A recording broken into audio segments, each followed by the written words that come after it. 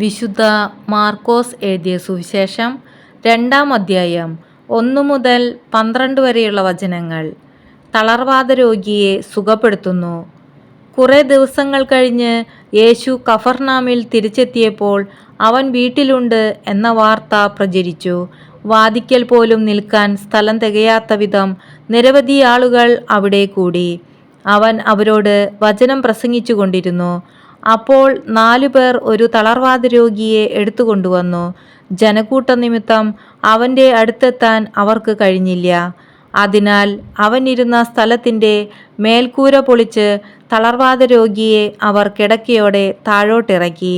അവരുടെ വിശ്വാസം കണ്ട് യേശു തളർവാത രോഗിയോട് പറഞ്ഞു, മകനെ, നിന്റെ പാപങ്ങൾ ക്ഷമിക്കപ്പെട്ടിരിക്കുന്നു. നിയമജ്ഞരിൽ ചിലർ അവിടെ ഇരിപ്പുണ്ടായിരുന്നു. അവർ ചിന്തിച്ചു, എന്തുകൊണ്ടാണ് ഇവൻ ഇപ്രകാരം സംസാരിക്കുന്നത്? ഇവൻ ദൈവദൂഷണം പറയുന്നു. ദൈവത്തിനല്ലാതെ മറ്റാർക്കാണ് പാപം ക്ഷമിക്കാൻ സാധിക്കുക?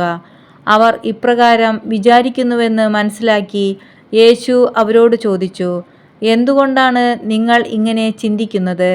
ഏതാണ് എളുപ്പം, തളർവാത രോഗിയോട് നിന്റെ പാപങ്ങൾ ക്ഷമിക്കപ്പെട്ടിരിക്കുന്നു എന്ന് പറയുന്നതോ, എഴുന്നേറ്റ് നിന്റെ കിടക്കയുമെടുത്ത് നടക്കുക എന്ന് പറയുന്നതോ?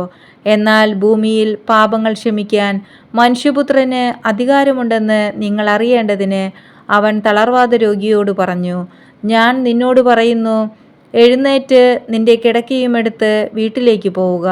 തൽക്ഷണം അവൻ എഴുന്നേറ്റ് കിടക്കയുമെടുത്ത് എല്ലാവരും കാണുകെ പുറത്തേക്ക് പോയി. എല്ലാവരും വിസ്മയിച്ചു. ഇതുപോലൊന്ന് ഞങ്ങൾ ഒരിക്കലും കണ്ടിട്ടില്ല എന്ന് പറഞ്ഞ് അവർ ദൈവത്തെ മഹത്വപ്പെടുത്തി.